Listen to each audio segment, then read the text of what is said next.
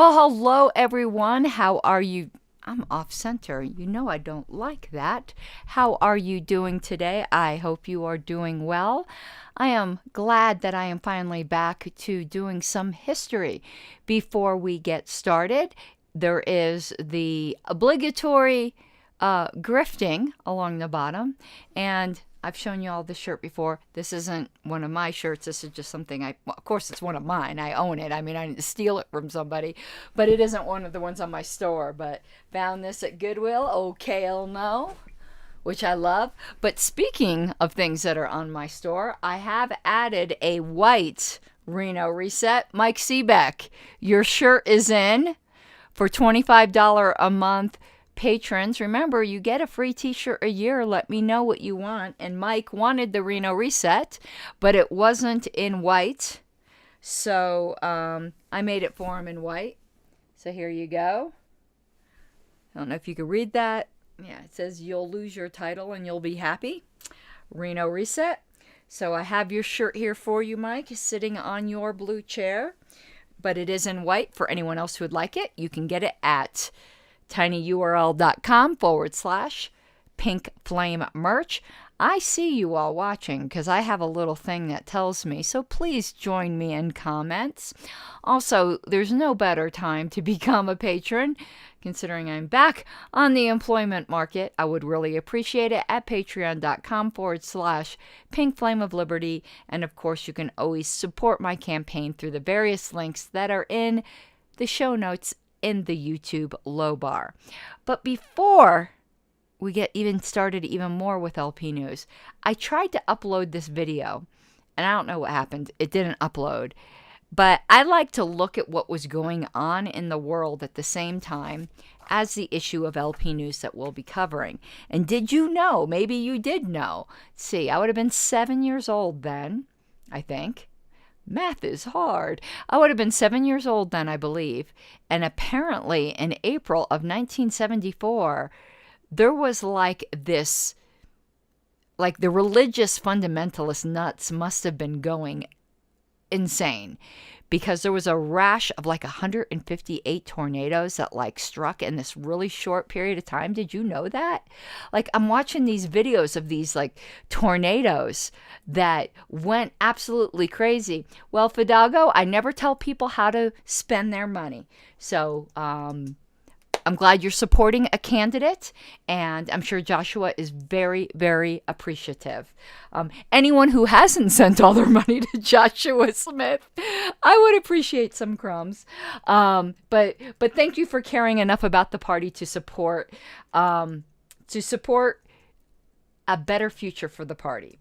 Okay, so I want to see if I can find this video again. So it was like super tornadoes, April 1974. I found this it was only like a 31-second clip, but I'm like super terrified of tornadoes. I don't know if any of you are like this. Well, crap, I can't find this really short clip, but let me just look up again. March, April 1974, because that's, I think, that's when it originally came up. Do you all remember anything like that happening? Yeah, remembering the super outbreak in April 1974. Okay, I'm going to share my screen, and hopefully the sound will come through. So, let's see here. Go back to eCam, and we will share screen. Don't want to share that. You guys are going to have to let me know if this... Oh, so let's turn the sound on. Let's go back here. Check this out. So this is only 37 seconds long, but remembering the super outbreak. I thought this was going to be about a pandemic when I first saw the title. Well, it was 47 years ago today that 148 tornadoes swept across 13 states in under 24 hours, including right here in Louisville. An F4 tornado directly hit the River City, killing 3 people and leaving 200 others hurt. But that wasn't the worst of it. Brandenburg in Meade County was directly hit with an F5 tornado, killing 31 people. It devastated the town, leveling homes and businesses. The Brandenburg tornado is the only reported twister to ever produce F5 damage in Kentucky. That outbreak was the second largest in a 24-hour period. Okay, so let's go back. I just thought that was super interesting. Let me go back to my camera here. Of course, I didn't remember that at 7 years old, but wow. Now, we just had some hurricanes in Kentucky. I know it wasn't 148 of them, but was there an F4 or F5? Y'all let me know, but 148. And did it say what time period that was in? But can you imagine? I'd be freaking out. I am terrified of tornadoes. So I just figured I'd share that with you to give you a little flavor. It seemed like the 70s, like when at first I thought the 60s were what was turbulent. But now looking back on the 70s, wow, they were pretty turbulent as well. There were all these plane crashes. You could buy life insurance from a vending machine before you got on a plane. Like crazy, crazy stuff that was going on in the 1970s. And the LP was birthed. So I think it's always important to understand the cultural, geopolitical context in which this party was born in. So that's why I like giving you these little bits of non-political history, just to give you an idea of what was going on. But we're going to go right on to LP News now. So this isn't going to be a long show. I've been doing these history shows, little short segments, where we go through what was going on that month. So here we go. This is the LP News number 19. That's why this is episode 19 of this series. March, April 74. You see up in the upper right-hand corner, the party is still based in Aurora, Colorado. So, tax protest, April 13th. Some things never change, do they? Death and taxes, they never change. So it says, libertarians across the nation will be staging a massive series of demonstrations against the internal ripoff service. I think we should call it the infernal ripoff service. But anyway, next month on Thomas Jefferson's birthday, April 13th, the events will be launched with a national press conference on the 12th, at which spokesmen for the Libertarian Party and the Society for Individual Liberty will present the case against taxation to the American people. Both SIL and LP will also be sending out press releases to hundreds of newspapers, magazines, and radio TV stations in advance of the actual tax protest day to help build public awareness and interest. On Saturday the 13th, over 1,000 libertarians will participate in a nationwide program of literature distribution designed to get over 100,000 pieces of anti-tax material into the hands of the American people. Participants in this drive will include LP members, SIL members, and members of the Liberty Amendment Committee. I would love to see some of this literature. Wouldn't you? I don't think we've sent out 100,000 pieces of literature in a long, long time. I mean, that's a lot. I mean, I really don't know how many mailers the LP sends out now, but it's generally just a dues-paying National Party members. So what, 20,000, 30,000? Wow. I don't know. There were some things we did better then. But of course, we didn't have social media and things like that. So mail and, TV advertisements, radio advertisements, magazine, that sort of thing was the only way really to get the word out. So it's probably not a fair comparison that I'm making. You can see in that little box there's some tax protest tips. Let's see if these are still relevant. Get together a group for your activities. It's more fun if you have friends along. That's true. And you also don't feel like a lone nut. Prime sites for leafleteering in front of post offices, IRS offices, and at supermarkets. I got a story to tell you. Oh, I wish I could find the picture really quickly. I might be able to. Give me just a second, and I'm going to pull up my Facebook pictures. If I could find this picture super quickly. If not, I won't even bother. But you guys are just being way too quiet tonight. And I know this is a late show for me. I normally do them a little bit earlier.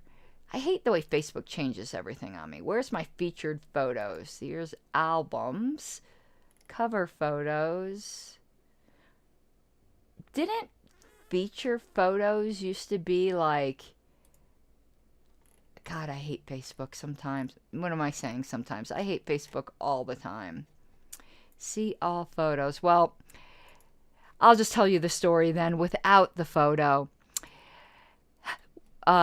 Liberty Tax, God, that name just totally triggers me. But Liberty Tax is a tax preparation outfit.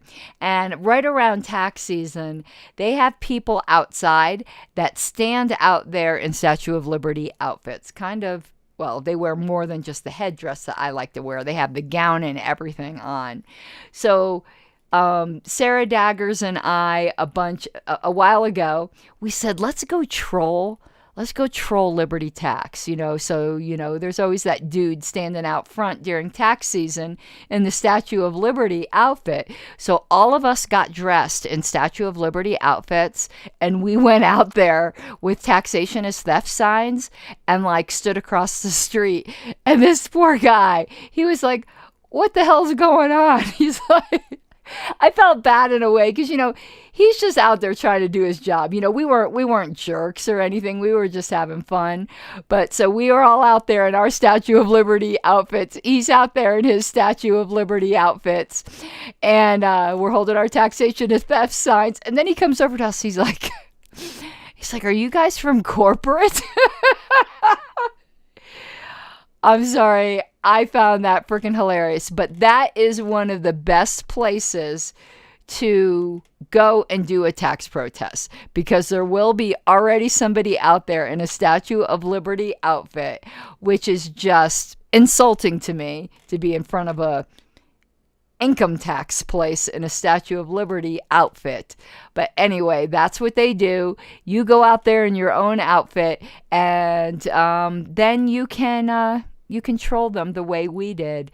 So the tax protest tips, continuing on with that. So contact the local news media beforehand. Now that is not something I typically do. I think that would be a good idea, particularly if you're going to troll the Liberty Tax people.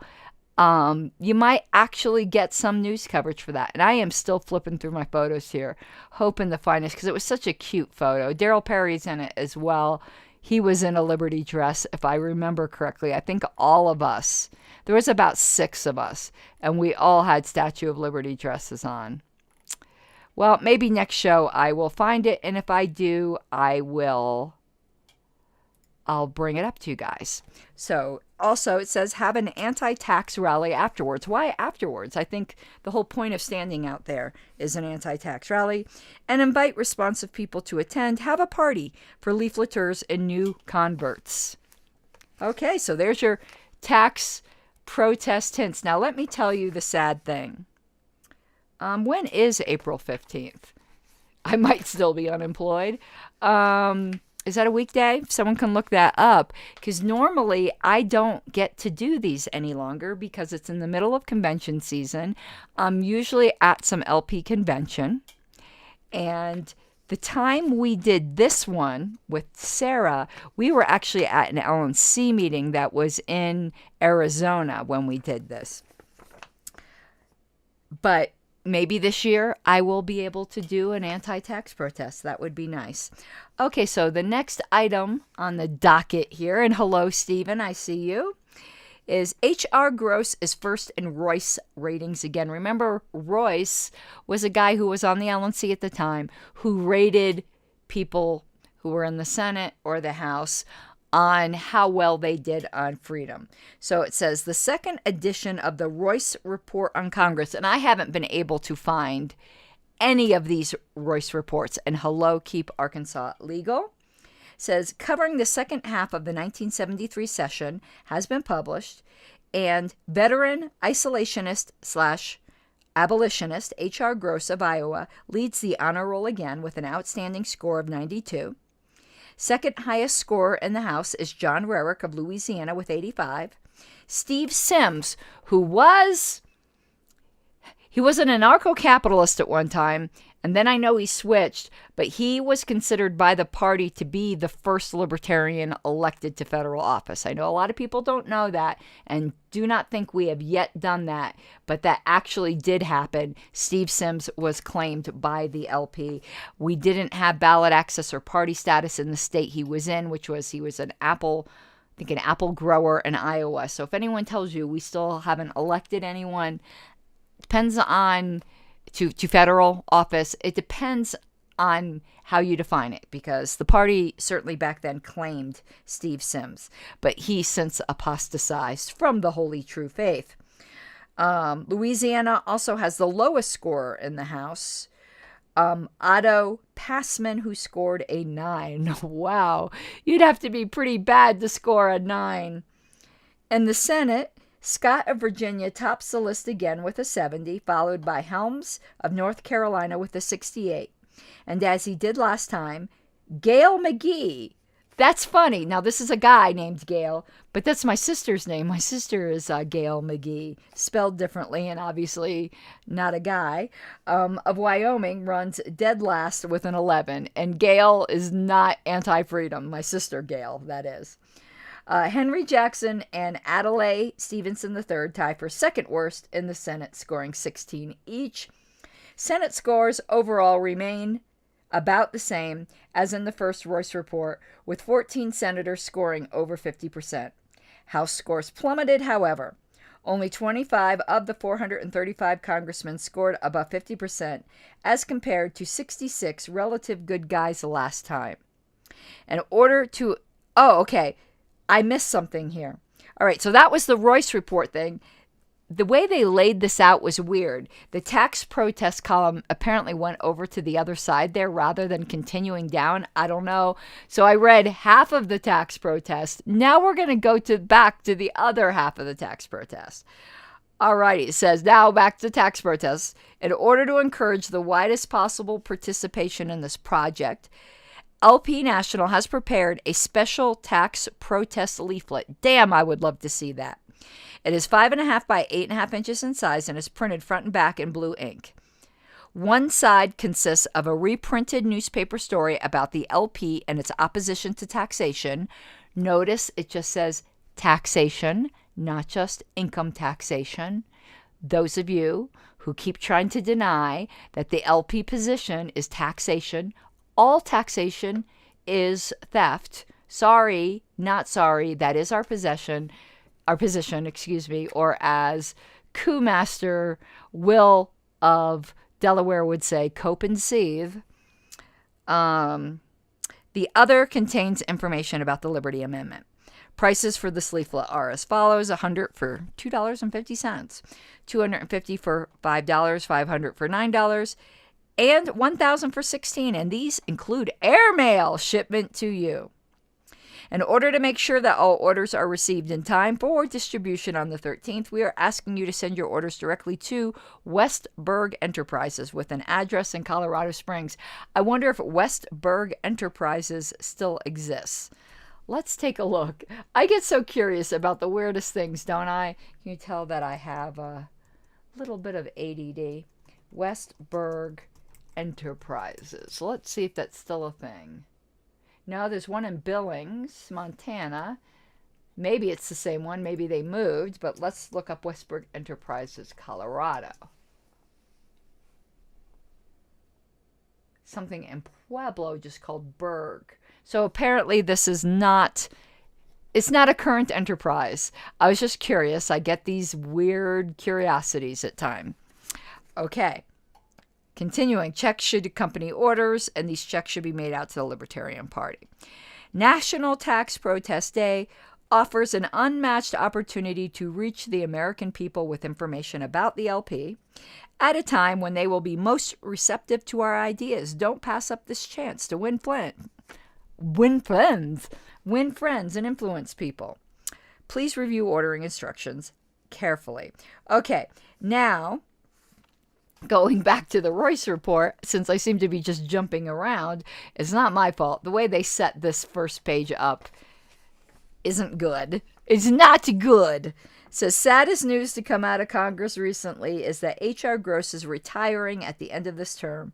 Unless a new champion steps forward, the forces of liberty will have suffered a great loss. The people of America owe a tremendous debt to Gross, and we take this occasion to salute him for his consistent dedication to principle, his courage, and his tenacity. Okay, so that is all we're going to cover tonight. I do these little bits of LP history. If anyone has any tax protest stories, though, that they would like to share, let's see what day, April 15th. I like doing it on April 15th, to be honest with you. They must have done it on the 13th because that was a Saturday or something that year. But April 15th is what day? 2022. Let's see.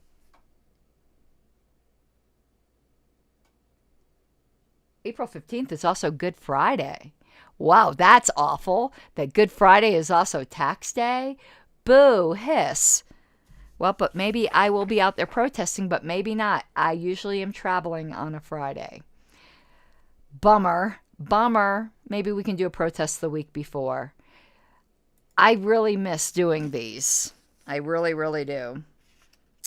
But let's just take a quick peek at what's ahead that we will be covering in future shows. So we've got Spotlight on State Parties. And it seems like there's a lot going on. This has always been quite an in-depth section. News of, and it goes on to that page. Wow, there's a lot about state parties, this issue. News of LP candidates, and that's a picture of John James on the cover there.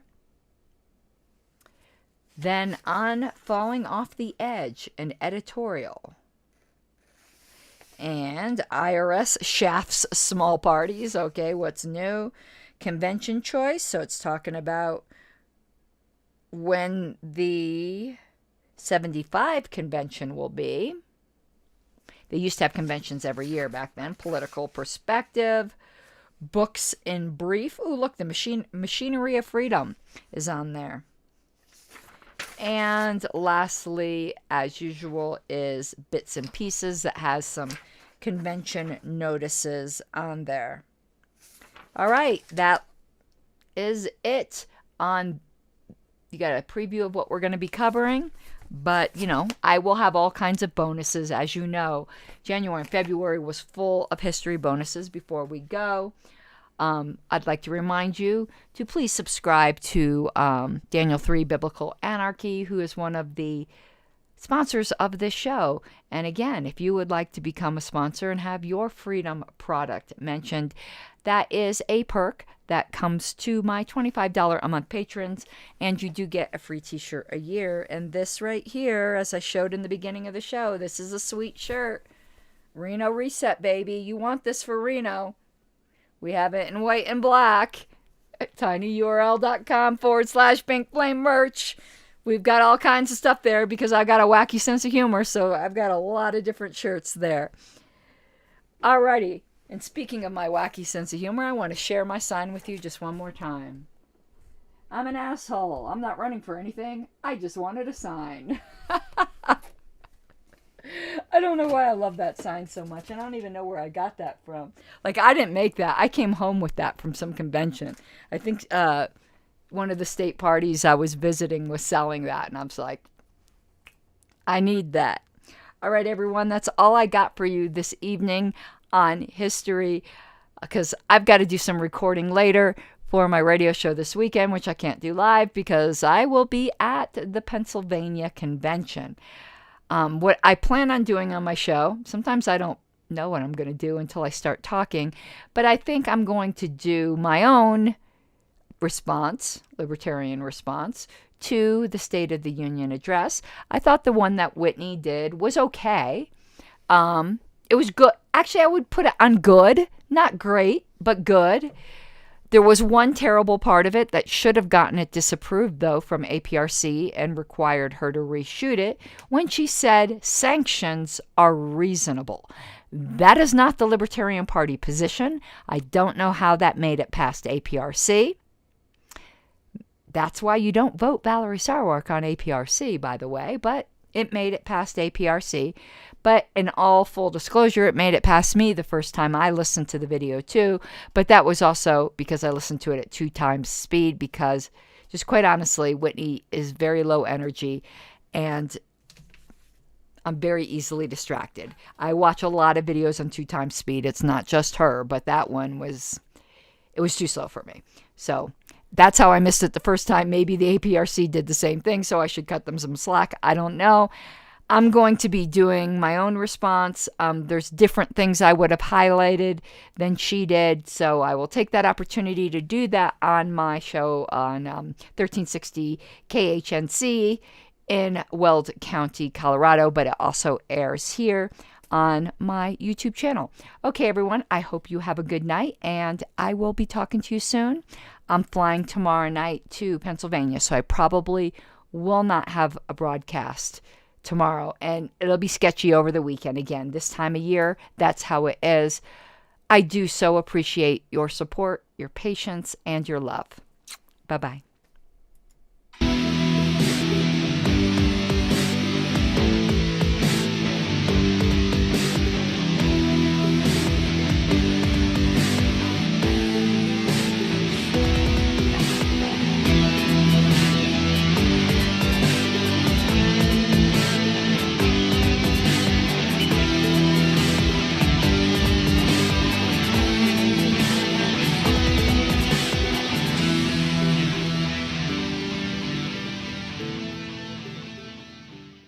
Gotta take what you're given, that's how we live it. Don't be mad at the system, it's simply how we've existed. I hear a lot of people talking like they politicians or choose to be an accountant because it's safe in a business.